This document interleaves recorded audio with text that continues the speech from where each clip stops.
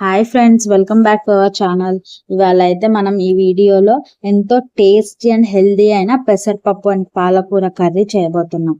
పెసరపప్పు అండ్ పాలకూర combination curry just టేస్టీనే కాదు, దీంట్లో ఎన్నో పోషకాలు ఉన్నాయి. అవి నేను ముందు మీకు ఎక్స్ప్లెయిన్ చేయబోతున్నాను.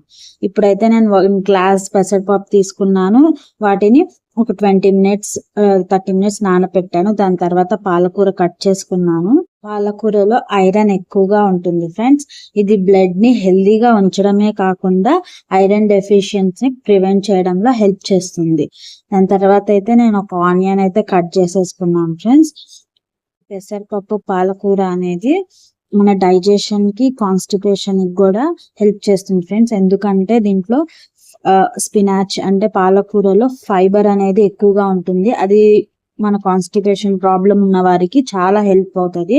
ఇంకోటి ఏంటంటే మూంగ్ దాల్లో వేరే దాంతో కంపేర్ చేసుకుంటే డైజెషన్ కి చాలా హెల్ప్ అవుతుంది. ఫస్ట్ కడాయి అయితే పెట్టుకున్నాను ఫ్రెండ్స్. దాని తర్వాత కొంచెం ఆయిల్ పోసుకొని అది కొంచెం మరిగేదాకా వెయిట్ చేసి ఆనియన్స్ వేసుకోవాలి. ఆనియన్స్ కొంచెం గోల్డెనిష్ కలర్ లోకి వచ్చేదాకా, అంటే కొంచెం గోల్డెన్ కలర్ లో వచ్చేదాకా కలుపుకుంటూ ఉండాలి. పాలకూరలో విటమిన్ ఏ, విటమిన్ సి మరియు యాంటీ ఆక్సిడెంట్స్ ఉండడం వల్ల ఇది ఇమ్యూనిటీ పవర్ అనేది పెంచుతుంది. ఆనియన్స్ గోల్డ్ కలర్ వచ్చేదాకా బియ్యం అయితే కడిగేసుకొని నానబెట్టాను ఫ్రెండ్స్. నానబెట్టి దాని తర్వాత ఏదైతే మనం నానబెట్టుకున్నామో ఆ పప్పుని కూడా కడిగేసుకొని కొంచెం ఈ గోల్డ్ కలర్ లోకి వచ్చిన తర్వాత ఆనియన్స్ ఈ పప్పు అనేది వేసుకొని కలుపుకోవాలి ఫ్రెండ్స్. దీంట్లో పొటాషియం, మెగ్నీషియం వంటి పోషకాలు ఉండడం వల్ల బ్లడ్ ప్రెషర్ అనేది నియంత్రించి గుండెని చాలా స్ట్రాంగ్ అండ్ ఆరోగ్యంగా ఉంచుతుంది ఫ్రెండ్స్. ఇప్పుడైతే కొంచెం హై ఫ్లేమ్ లో కాకుండా మీడియం ఫ్లేమ్ లో పెట్టుకొని కలుపుకుందాం. దాని తర్వాత కొంచెం సాల్ట్ అనేది యాడ్ చేసుకోవాలి. ఇప్పుడు కొంచెం వేసుకోండి, లాస్ట్ లో మీకు సరిపడినంత వేసుకోవచ్చు, మళ్ళీ ఎక్కువ అయితే ప్రాబ్లం అవుతుంది కదా.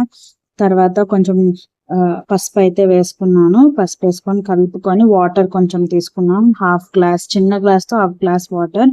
దాని తర్వాత మూత పెట్టేసి కొంచెం సేపు 2 మినిట్స్ తర్వాత తీసుకొని టమాటో, ఒక టమాటో చాలు ఫ్రెండ్, ఒక టమాటో అయితే వేసేసుకొని కలుపుకున్నాం. ఈ కర్రీలో మనం ఎంత తక్కువ అయితే అంత తక్కువ ఆయిల్ తీసుకుంటే మంచిది, అంటే మినిమల్ ఆయిల్ తీసుకుంటే చాలు దీంట్లో. దాని తర్వాత ఒక 2 మినిట్స్ తర్వాత వాటర్ పోసుకొని అలా పైన కలిపేసుకొని మూత పెట్టుకోవాలి ఫ్రెండ్. దాని తర్వాత కొంచెం సేపు తర్వాత తీసి పాలకూర అయితే వేసేసుకోవాలి. పాలకూరలో అయితే విటమిన్ కే అండ్ మినరల్స్ ఉండడం వల్ల అవి రెండు కలిసి బోన్స్ ని చాలా హెల్దీగా అండ్ స్ట్రాంగ్ గా ఉంచుతాయి. ఈ కర్రీ వల్ల ఇంకా బెనిఫిట్స్ ఉన్నాయి ఫ్రెండ్స్. దీని వల్ల ఇంపార్టెంట్లీ కొంతమందికి చాలా యూస్ఫుల్. ఇదైతే బరువు నియంత్రణకు సహాయపడుతుంది. ఎందుకంటే దీంట్లో ప్రోటీన్ మరియు ఫైబర్ ఎక్కువగా ఉండడం వల్ల ఎక్కువసేపు ఆకలి వేయకుండా చేస్తుంది. సో దాని వల్ల ఏంటంటే మనం ఒక డైట్ అనేది ఫాలో అవ్వచ్చు. కలిపేసుకున్న తర్వాత మూత పెట్టేసుకున్నాను ఫ్రెండ్స్. అన్నం కూడా ఉడికిపోయింది. దాని తర్వాత ఒక 5 to 10 మినిట్స్ ఆగి ఒకసారి కలుపుకుంటే కింద మంట అనేది ఎక్కువ ఇది అవ్వకుండా ఉంటుంది. దాని తర్వాత ఇంకా మనమైతే ఇక్కడ కొంచెం దీంట్లో కారం అనేది యాడ్ చేసుకోవాలి. నేనైతే నాకు సరిపడినంత 2.5 స్పూన్స్ అయితే కలుపుకున్నాను.